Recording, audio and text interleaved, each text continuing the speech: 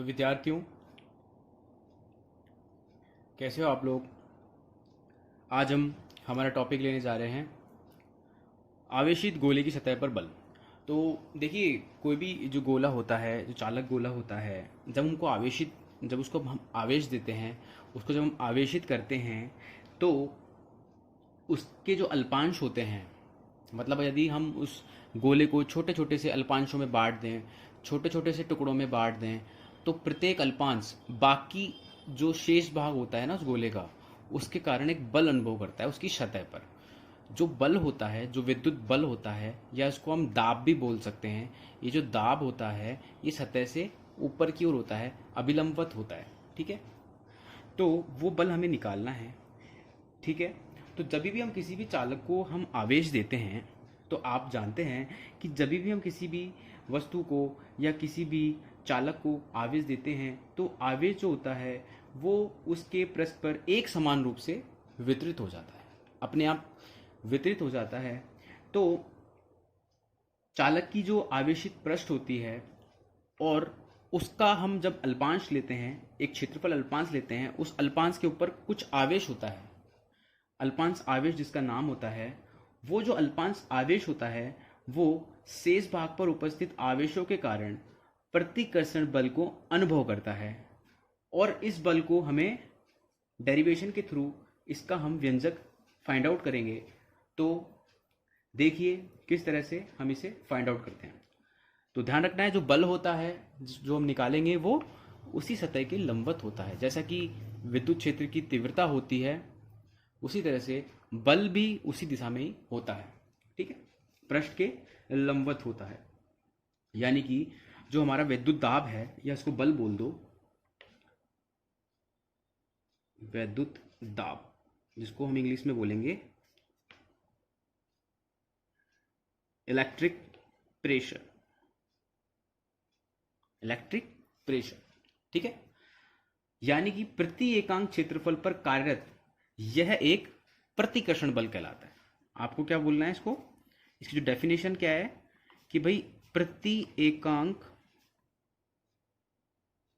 क्षेत्रफल पर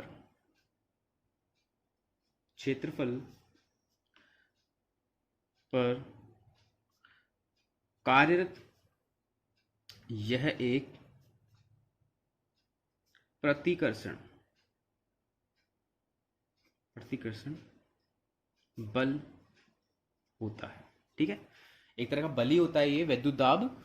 ठीक है, अब हम हमारा डेरिवेशन स्टार्ट करते हैं।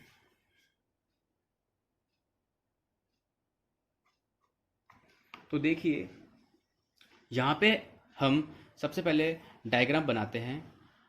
तो डायग्राम में हमने क्या किया, एक आवेशित गोला लिया, चालक गोला लिया, जो कि समान रूप से आवेशित है। ठीक है, ये इस तरह से समान रूप से आवेशित है, यूनिफॉर्मली इसके ऊपर चार्ज डिस्ट्रीब्यूटेड है। और इस पर जो आवेश है, मान लीजिए हमने इसको क्यों आवेश दे दिया। ठीक है, इसका जो आवेश घनत्व है वो है सिग्मा। कितना है, सिग्मा, जिसको बोलते हैं हम पृष्ठीय आवेश घनत्व। यानी एकांक क्षेत्रफल पर कितना आवेश होता है उसका जो रेशियो होता है, उसे हम पृष्ठीय आवेश घनत्व बोलते हैं, और इसको हम सिग्मा से डिनोट करते हैं। ठीक है, अब चूंकि एक चालक है, ये पूरा का पूरा चालक पृष्ठ है, तो आप बता सकते हैं कि कोई भी चालक पृष्ठ होता है, उसकी जो परिणामी विद्युत क्षेत्र होता है वो क्या होता है, ई जो होता है, परिणामी विद्युत क्षेत्र जो होता है ई, उसको बोलते हैं हम equals to sigma upon epsilon naught. ठीक है, इसकी दिशा कहाँ होती है, पृष्ठ के लंबवत होती है। ये जो विद्युत क्षेत्र होता है किसी भी चालक पृष्ठ के कारण, ठीक है, हम पृष्ठ की बात कर रहे हैं यहाँ पे। ठीक है, इसलिए हम लेंगे सिग्मा अपॉन एप्सिलॉन नॉट। ठीक है, अब देखिए, अब हम क्या कर रहे हैं कि इस विद्युत क्षेत्र के बाहर की ओर एक बिंदु P1 लेते हैं, और अंदर की ओर एक बिंदु P2 लेते हैं। ठीक है, एक बिंदु हमने लिया P1, एक बिंदु लिया P2। यहाँ से हमारा डेरिवेशन स्टार्ट होता है, यहाँ तक तो हम चीज़ें जानते थे। यहाँ से हमारा डेरिवेशन स्टार्ट हो रहा है, हमने दो बिंदु लिए, एक बिंदु लिया P1, एक बिंदु लिया P2। ठीक है।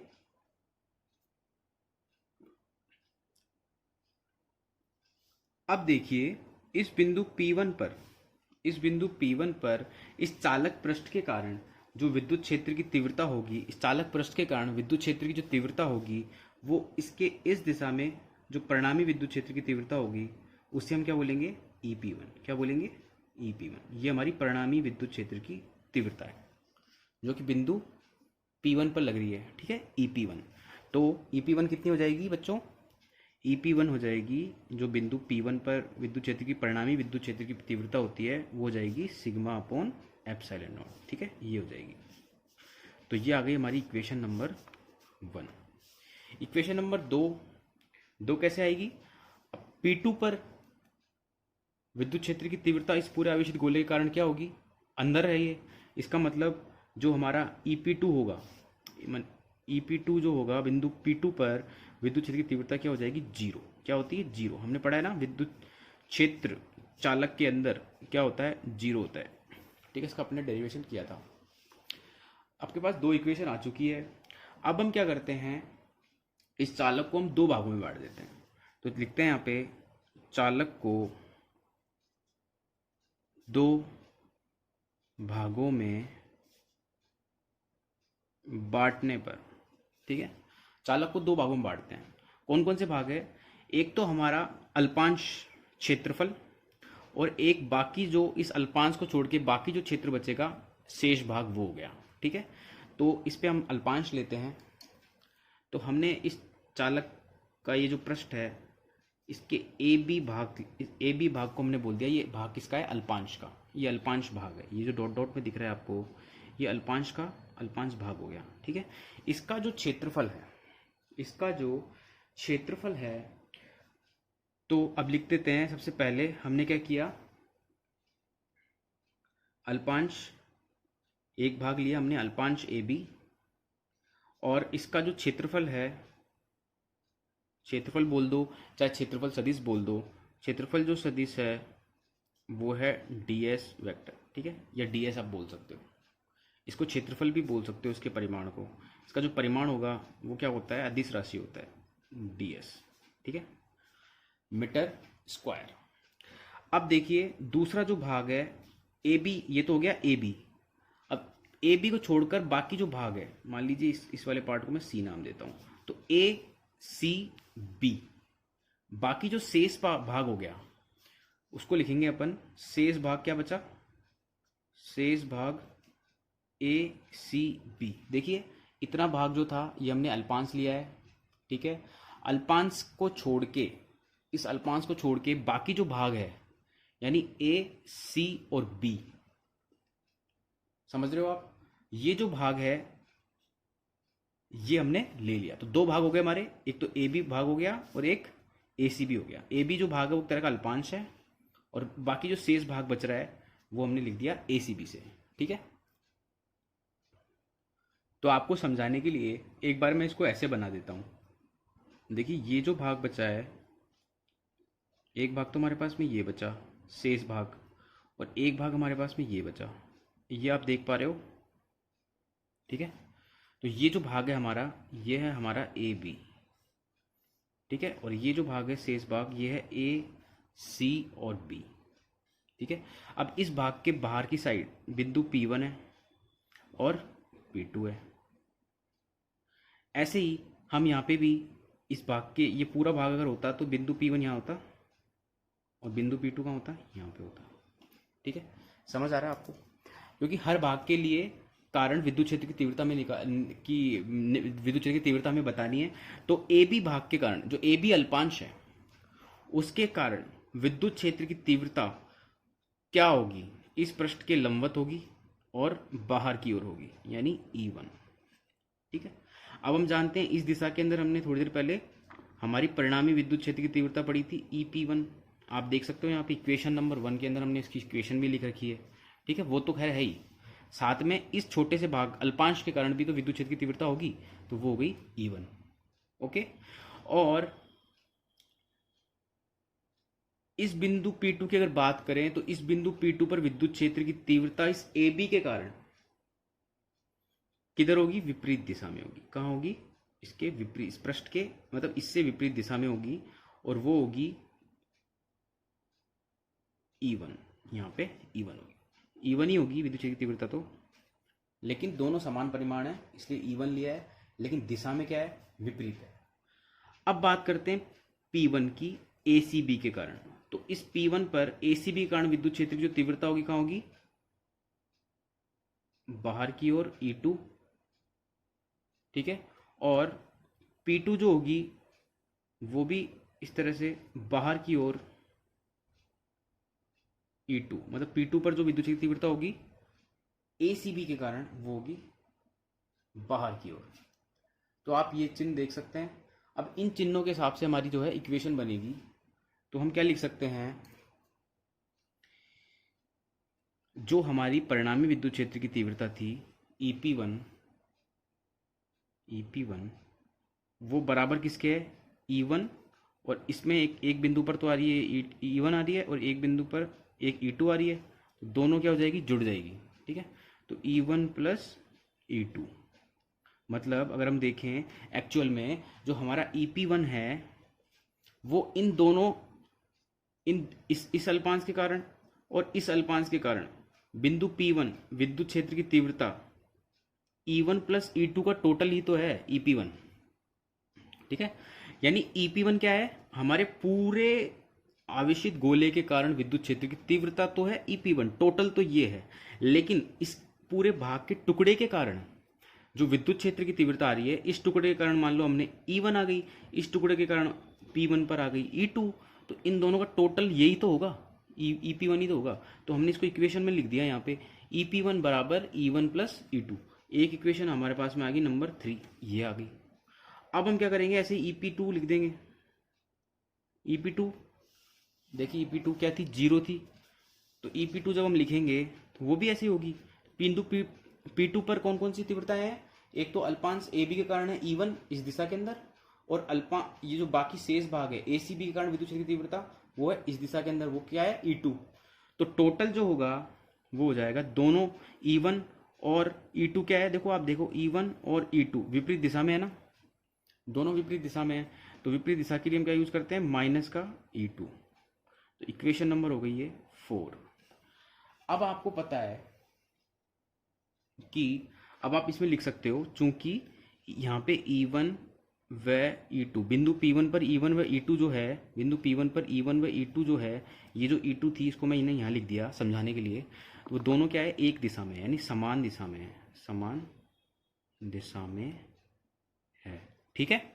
और जो E1 वो E2 है किस पर, बिंदु P2 पर जो E1 व E2 है, किसके कारण, E1 तो किसके कारण है, AB के कारण, अल्पांश के कारण, और E2 किसके कारण है, ACB के कारण।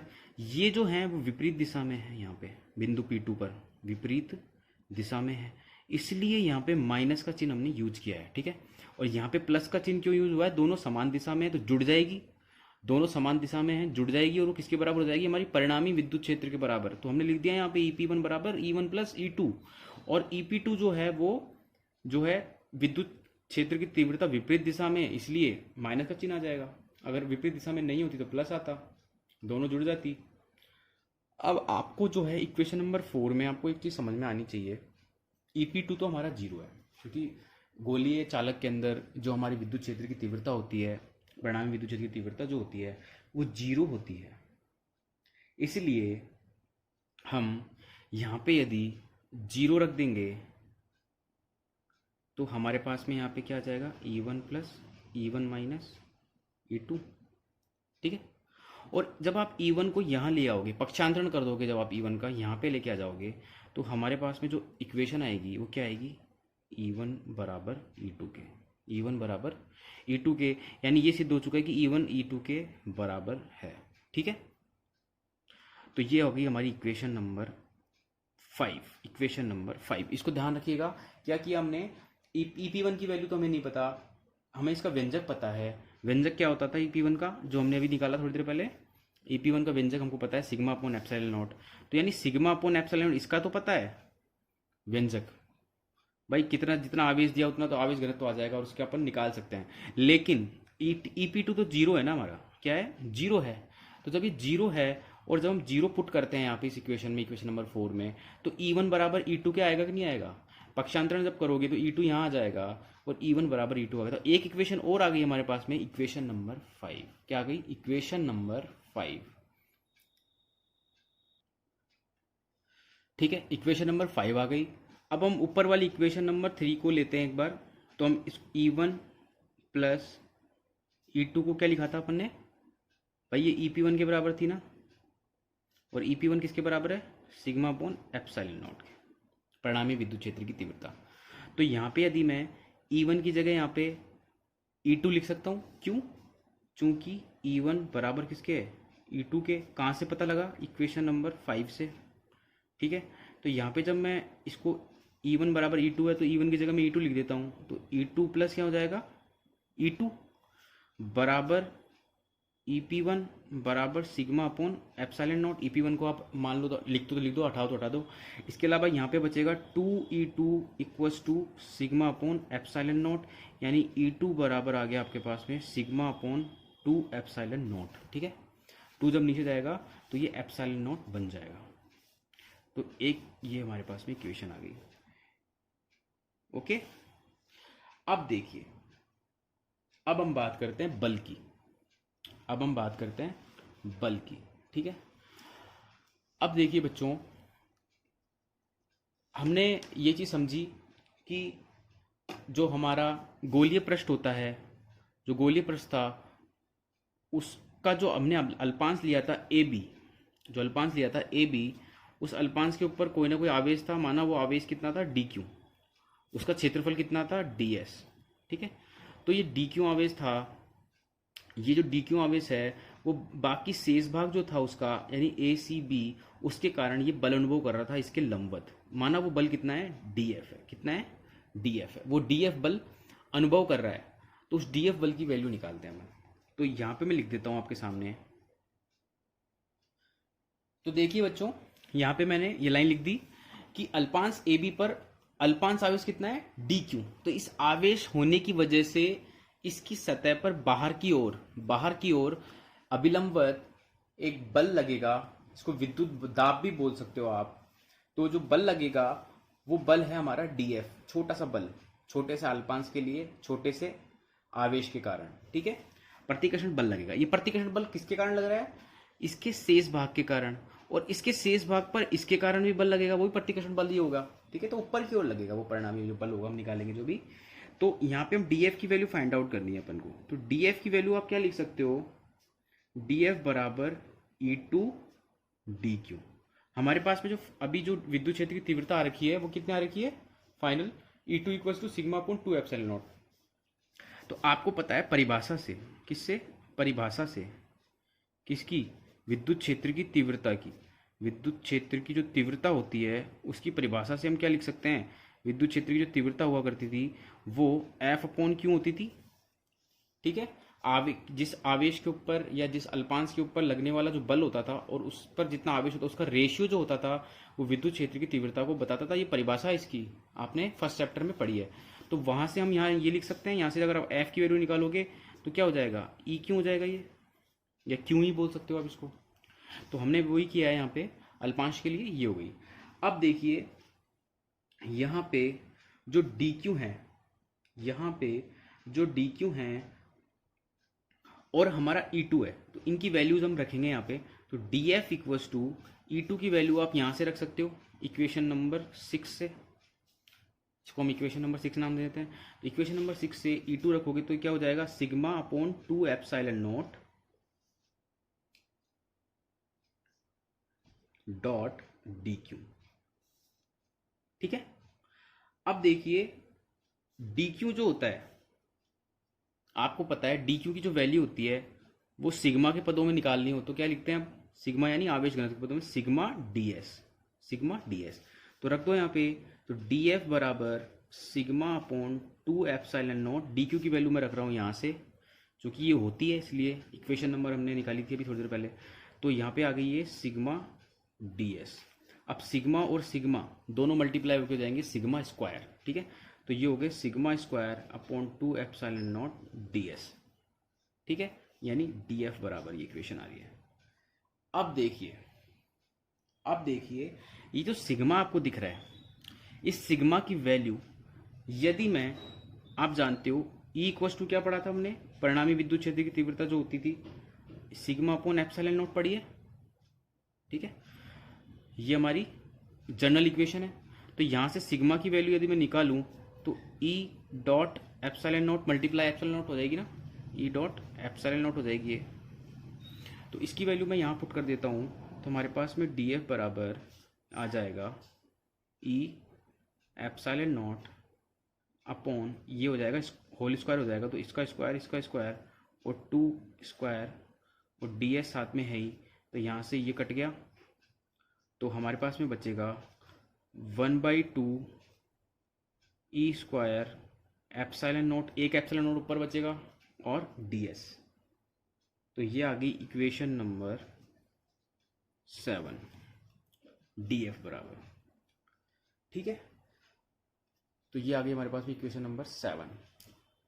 आप देख सकते हो हमने यहाँ पे क्या किया है, सिग्मा स्क्वायर की वैल्यू, मतलब सिग्मा की वैल्यू हमने जनरल इक्वेशन जो हमने स्टार्टिंग में पढ़ी थी, जिससे हमने EP2 और EP1 की इक्वेशन दी थी, EP1 की इक्वेशन दी थी, देखिए जनरल इक्वेशन जो हमने पढ़ी थी ये रही। यहाँ से अपन सिग्मा निकाल सकते हैं इसके पदों में। तो इस तरह से हमने यहाँ पे सिग्मा निकाल दिया, की वैल्यू रख दी और df निकाल दिया, ठीक है। अब बच्चों ये जो df जो बल आया है वो आया है एक छोटे से अल्पांश के कारण बल, छोटे से अल्पांश AB की सतह पर पृष्ठ पर जो बल है वो आया है ये, ठीक है, छोटे से अल्पांश के कारण। अब हमें संपूर्ण पृष्ठ पर बल निकालना है तो हमें क्या लगाना पड़ेगा, समाकलन पढ़ना पड़ेगा। क्या करना पड़ेगा, समाकलन। तो हमें समाकलन करना है इस इक्वेशन नंबर 7 का। तो इस इक्वेशन नंबर 7 को मैं ऐसे लिख देता हूँ। तो देखिए इसका मैं समाकलन कर रहा हूँ, तो समाकलन ऑफ df बराबर समाकलन of 1/2 E square epsilon not ds, ठीक है। तो ये समाकलन किया हमने, इसका पृष्ठीय समाकलन कर रहे हैं, इसलिए हम यहाँ पे ये जो है इस तरह से बनाते हैं, s लिखते हैं नीचे। और अब यहाँ पे देखिए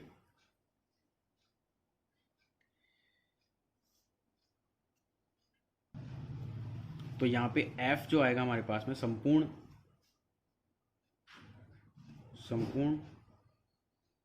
पृष्ठ पर बल जो है f, वो क्या आ जाएगा, समाकलन of epsilon not E square by 2 dot ds। तो ये आ गया संपूर्ण पृष्ठ पर बल, ठीक है। अब दाब हमें तो निकालना है, दाब निकालना है। तो दाब, जो विद्युत दाब की बात की थी हमने, सतह पर विद्युत दाब अनुभव होता है, तो विद्युत दाब ऐसे निकाल सकते हो आप, क्योंकि आपके पास में बल की वैल्यू आ गई। तो विद्युत जो दाब होता है उसका फॉर्मूला क्या होता है, सिंपल जो दाब होता है, प्रेशर होता है, वो क्या होता है, लगने वाला बल किस पे, एकांक क्षेत्रफल पे। एकांक क्षेत्रफल पे जो लगने वाला बल होता है उसका जो रेशियो होता है वो हमारा दाब होता है। तो ऐसे ही विद्युत दाब भी निकल जाएगा। तो हमारे पास में जो बल है, विद्युत दाब जो P है, P इलेक्ट्रिकल बराबर जो हो जाएगा df अपॉन ds, यही है। तो इसकी वैल्यू जब आप पुट करोगे df की, df की वैल्यू क्या हुआ करती थी, sigma square upon 2 epsilon naught. तो बच्चों आपको यहाँ पे df की वैल्यू पता है, तो आपने df की वैल्यू यहाँ पे लिख दी, और df में आप देख सकते हो वैल्यू के अंदर ds है, और यहाँ पे जब हम वैल्यू पुट करेंगे तो नीचे का ds इसके ds से कट जाएगा, तो हमारे पास में क्या बचेगा, ये। तो ये आ गया हमारा P विद्युत दाब। और इसको आप एक इक्वेशन, दूसरी इक्वेशन में इस तरह से भी लिख सकते हो, 1/2 एप्सिलॉन नॉट ई स्क्वायर, यानी सिग्मा को ई के पदों में भी आप लिख सकते हो। तो ये भी इसकी वैल्यू होती है, जैसा कि हमने df के जब इक्वेशन बनाई थी उस समय हमने लिखा था, और वो इक्वेशन थी ये वाली। यहाँ पे आप देख सकते हो कि हमने सिग्मा को ई के पदों में किस तरह से लिखा था। सिग्मा इक्वल टू होता है ई डॉट एप्सिलॉन नॉट। तो हमने यहाँ पे यही किया, इसको इस इक्वेशन को इस तरह से भी लिख दिया। अब देखिए यहाँ पे जो मैंने इक्वेशन बताई थी आपको संपूर्ण बल के लिए, तो इसको आप सॉल्व करके भी लिख सकते हो। तो जब आप इसको सॉल्व करोगे तो देखिए ये सब नियत है, ये भी नियत होता है, एक समान विद्युत क्षेत्र है, और 1/2 भी नियत है, तो ये बाहर आ जाएगा। तो आप इसको लिख सकते हो 1/2 एप्सिलॉन नॉट ई स्क्वायर समाकलन ऑफ डी एस। ठीक है, ये डी एस है, डी एस। और ये डी एस क्या होता है, एरिया होता है किसका, जो भी पृष्ठ है उसका एरिया हो जाएगा। तो हमारा जो पृष्ठ है कैसा है, गोलीय है, तो गोलीय पृष्ठ है, उसका तो एरिया क्या होता है 4πr²। तो ये हो जाएगा इसकी वैल्यू, यानी डी एस की वैल्यू क्या हो जाएगी 4πr²। इसकी वैल्यू यहाँ पुट कर दोगे तो हमारे पास में जो ये तो हमारा विद्युत दाब आ गया, और हमारा जो बल आ जाएगा वो फाइनल क्या आ जाएगा 1/2 एप्सिलॉन नॉट ई स्क्वायर और ए। चूंकि ए बराबर जो भी आपका पृष्ठ है 4πr² है, गोलीय है तो गोलीय है, यदि वो और कोई दूसरा टाइप का है तो दूसरे टाइप का आ जाएगा। तो यहाँ पे ये आ गया हमारे पास में फोर्स, ये आ गया हमारे पास में दाब। ठीक है।